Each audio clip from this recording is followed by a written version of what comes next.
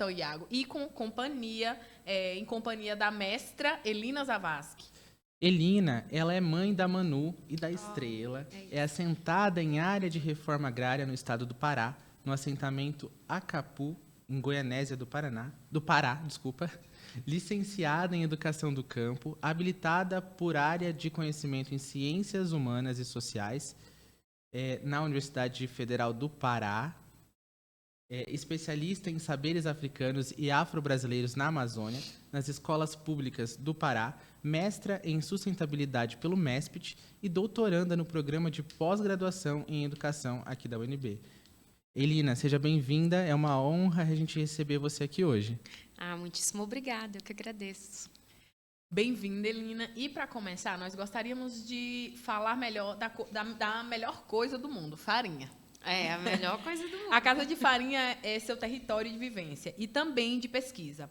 Para que nossos ouvintes possam nos acompanhar nessa jornada, você poderia descrever como é um dia na Casa de Farinha lá no distrito de Janari? E quais são os cheiros, as cores, os sons, quem está presente, sobre o que as pessoas conversam e que tipo de saberes são produzidos e compartilhados nessa grande gira? Certo, vamos lá. Olha, Janari é um distrito de Goianésia do Pará, né? Era um assentamento e ele foi crescendo e virou o maior distrito de Goianésia do Pará. Então, lá tem 3 tipos de casa de farinha, né? Tem a artesanal, a semi-industrial e a industrial, né? E aí eu faço uma grande abordagem no meu processo de pesquisa, que é para entender, né, quais são as peculiaridades dessas casas de farinha. E aí eu vou discorrer sobre a industrial, que foi onde mais foquei no meu processo de pesquisa. Então, na casa de farinha industrial lá do Janari, hoje ela teria uma cor de mulheres, mais mulheres estariam sentadas, descascando a mandioca, porque elas falam raspar a mandioca, né? Raspando a mandioca, enquanto os seus filhos estão a pesar a mandioca raspada. E ainda não tem homens naquela casa de farinha, porque eles chegam em um outro processo, né, da farinhada. O cheiro é o cheiro da manipoeira, né, que é o substrato da mandioca. E tem cheiro também de tucupi, porque nesse processo existe outras farinhas, né, ali naquele processo. Existem outras farinhas sendo feitas, né? Então o tucupi ele é muito presente. Então tem o cheiro do tucupi, onde não é aproveitado naquela comunidade. A gente está falando da casa de farinha industrial. Então essa é a cor e esse é o cheiro. Os sons são sons muito peculiares, porque há, no fundo, uma conversa de famílias. Enquanto as mulheres raspam a mandioca, elas falam do seu dia a dia na casa. Qual é aquela casa que está esperando ela, né? Como que aquilo vai dialogando. Há um diálogo ali, tanto no raspar a mandioca, como na casa, que é parte do território dela também. Que mais? O que mais que vocês têm vontade de saber de lá? Eu tenho aqui uma pergunta. A gente quer entender como que o educar e o fazer caminham juntos nas comunidades tradicionais nesse processo, né? Como você trabalha a cultura da farinhada dentro da sala de aula? E é possível utilizar as etapas da produção da farinha, do plantio ao produto final, como ferramenta de alfabetização e aprendizagem? Sim. Eu queria falar por que eu estudei a casa de farinha. Porque depois que eu comecei a estudar a casa de farinha, que eu entendi que era parte do meu território também. Tem um programa implantado no governo Lula que se chama Saberes da Terra, né? Que é um processo de EJA, assim, né? E aí eu fui trabalhar nesse programa. Lá eu já tinha terminado a graduação. Só que tinha um dia da semana que as mulheres nunca estavam na sala de aula. Era um EJA noturno e as mulheres nunca estavam. E cadê fulana? Está raspando a mandioca, professora? Cadê ciclano? Está raspando a mandioca? Porque na minha comunidade não tem a cultura da farinhada. né? É de outro, eu não sou do distrito de Anari, eu sou do assentamento Acapu. Falei, gente, então vamos para a casa de farinha, vamos encontrar todo mundo. Todo mundo precisa participar dessa aula. E aí a gente foi para a casa de farinha. Quando a gente foi para a casa de farinha, eu entendi que a comunidade em si se dava em torno daquela casa de farinha e que aquela não era o único tipo de casa de farinha que tinha naquela comunidade.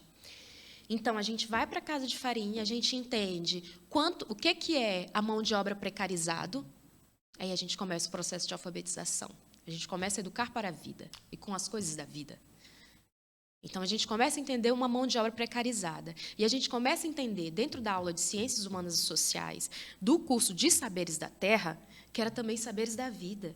Que existia, inclusive, uma preterição entre homem e mulher no fazer farinha, que tinha um atravessador nesse fazer farinha. A gente foi entender que existia uma casa de farinha artesanal em disputa naquele território, frente a uma casa de farinha industrial, que veio para uma comunidade que não tinha luz. E por que essa comunidade não é que não tinha luz, não tinha energia elétrica? Por que uma comunidade que não tem energia elétrica vai ter uma casa de farinha industrial? Né? E aí a gente foi começar a entender a comunidade, os processos. E eu, não, mas peraí, para onde que vai essa farinha? Aí eu, enquanto pesquisadora, fui para a cidade. E eu entendi que existia um outro movimento da farinhada na cidade, que eram as outras mulheres que faziam farinha, mas o produto final delas não era farinha, era a goma da tapioca que sai da farinha, que já era um outro contexto, né? Então, aí foi um processo que a gente fez de interdisciplinaridade, de trabalhar a matemática, pesando as caixas de mandioca, quanto que tinha, quanto que saía para cada mulher entender que talvez aquilo não era a melhor... não é o melhor trabalho, mas a melhor atividade para ela estar em seu tempo, né, porque elas não faziam essa análise. E aí depois a gente foi fazer também o inventário da realidade, a gente construiu um livro na comunidade, entendendo as práticas que aquilo envolvia, desde quando que aquilo envolvia, quais eram as outras comunidades que estavam envolvidas no processo da farinhada. Então, eu quero te falar que não só tem como alfabetizar jovens, adultos, mas tem como a gente se alfabetizar de si no processo da farinhada. Porque eu fui entender que toda casa do Sudeste paraense tem um consumo altíssimo de farinha. A gente não consome 1 quilo de farinha por mês. A gente consome uma saca de farinha, que é 50 quilos de farinha. Né? E o que isso fala da nossa identidade? Aonde que a gente começou a produzir farinha? Por que a gente começou a produzir farinha? Que alimento é esse que é chamado a rainha do Brasil, que alimenta a miséria desse povo, que depois não é miséria, depois é cultura, sabe? Depois é o cheiro que nos pinta, é o cheiro que nos banha, que vai virar o tucupi, que vai virar o nosso maior alimento, sabe? E a gente vai fazer o processo de tradução, tanto do fazer, como do alfabetizar-se de si, como a gente se alfabetizar coletivamente. Eu não sei se eu respondi. Respondeu. Que bonito, Elina.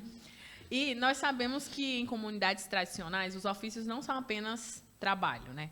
Assim como a comida não é apenas alimento, é o que você trouxe um pouco agora. Nesse sentido, você pode explicar qual é o papel da farinhada na construção da identidade cultural da comunidade? Você já começou a responder isso um pouco, mas eu queria que você aprofundasse mais um tantinho. Eu acho que a gente pode começar a falar sobre a categoria de ofício e trabalho, né? Eu acho que vão vir outras pessoas aqui, né? E para a gente que está imbricado dentro das comunidades tradicionais,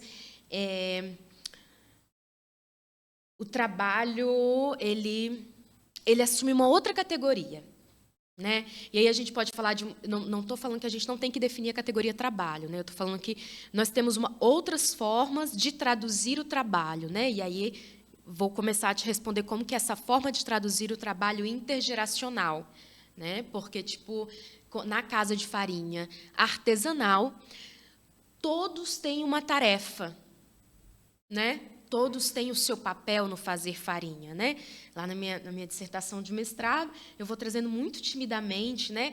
Como que cada um vai fazendo esse papel, como que o não passar o rodo, né? Eu começo com o rodo a fazer a farinha para lá e para cá, e eu não posso passar esse rodo, porque se eu passo esse rodo, a farinha desanda. Né?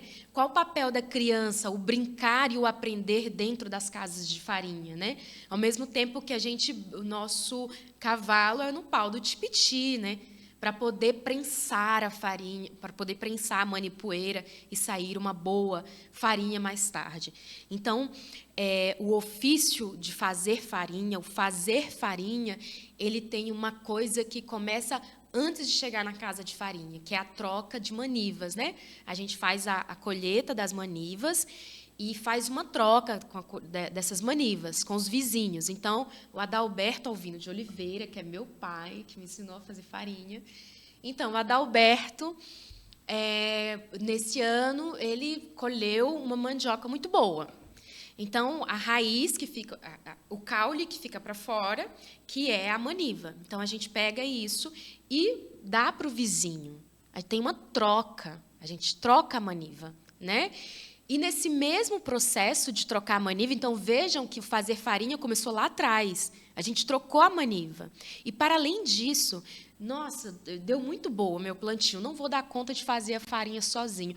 Ou quero mais. Então, a gente convida a família vizinha para fazer farinha com a gente, que é o chamado compadreio.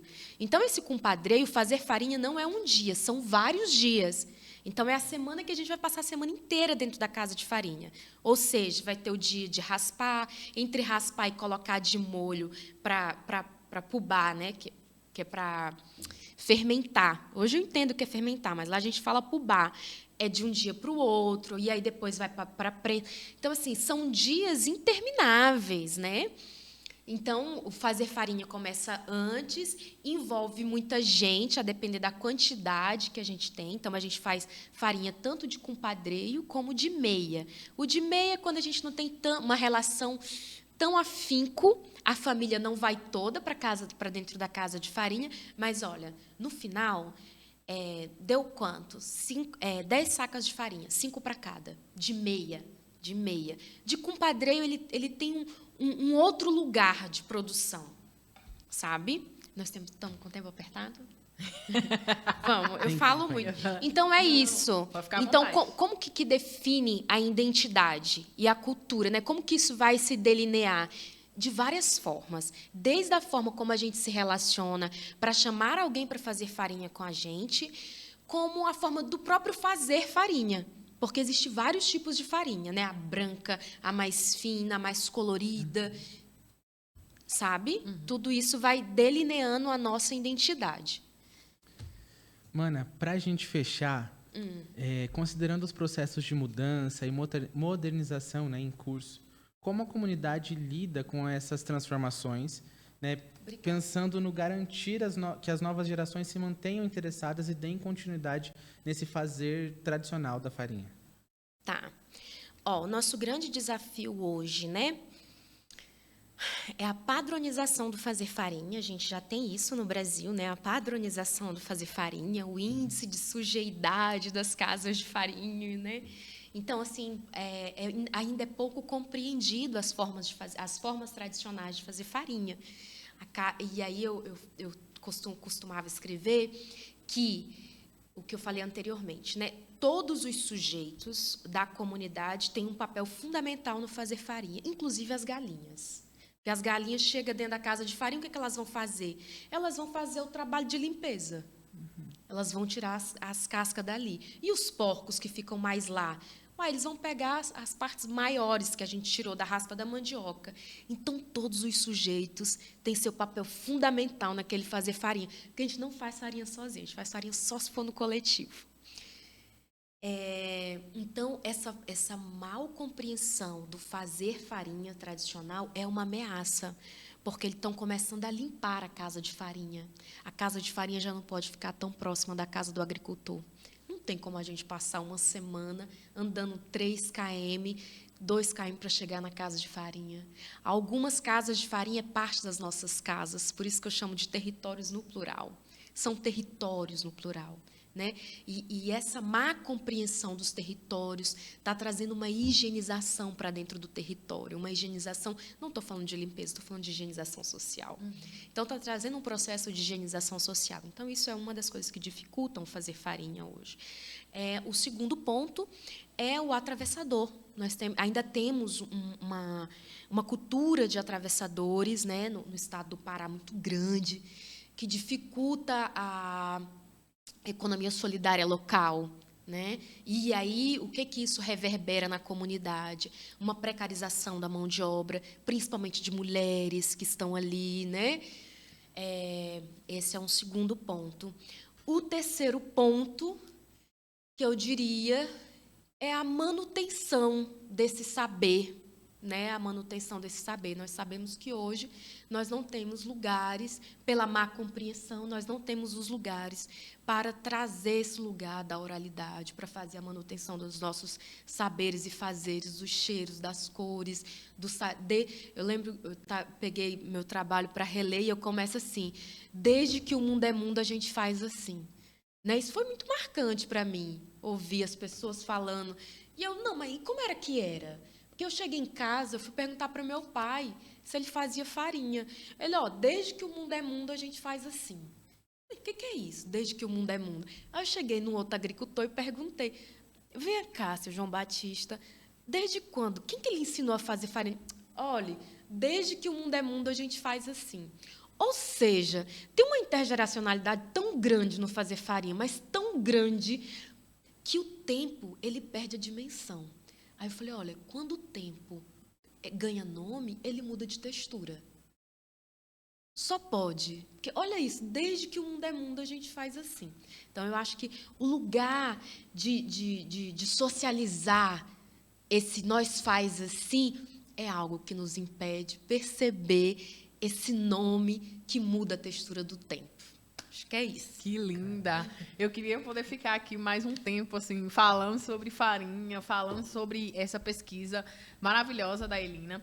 Quem ficou curioso e quer saber mais, acho que está pública essa pesquisa sua, né? Uhum. E é muito interessante, gente. Achei muito interessante, Elina. A gente queria trazer muito aqui, falar sobre as práticas tradicionais, as ameaças da continuidade, mas a gente está com um tempo apertado também.